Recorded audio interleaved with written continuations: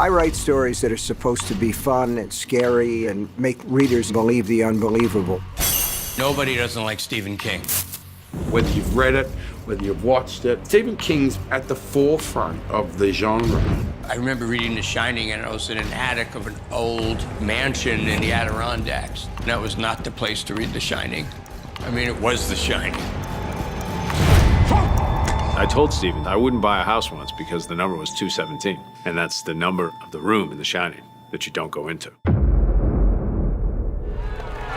Just a single, man. Come and see me.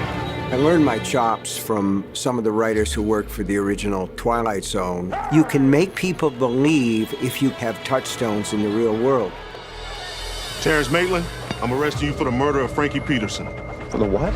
Then you introduce the element of the supernatural. Your prints are all over the van, crime scene. The TV footage puts you 60 miles away.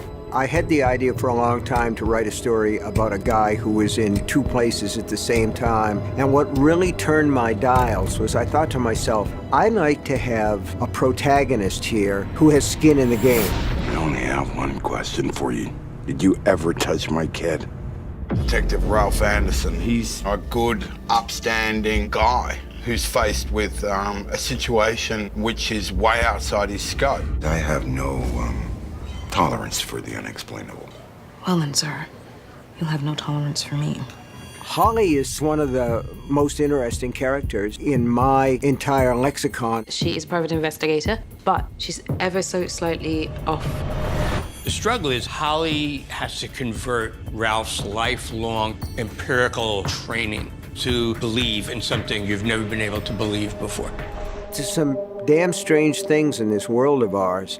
And what always interests me in stories like this is how does a person cope with the unbelievable? If he has a message he wants to give me, he can give it to me himself. I don't think you want that.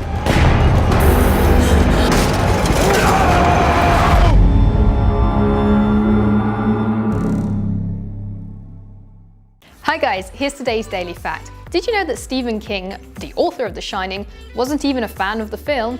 During the 80s, he told Playboy magazine that he was deeply disappointed in the end result and that he didn't even like the casting of Jack Nicholson, who he considered all wrong for the part.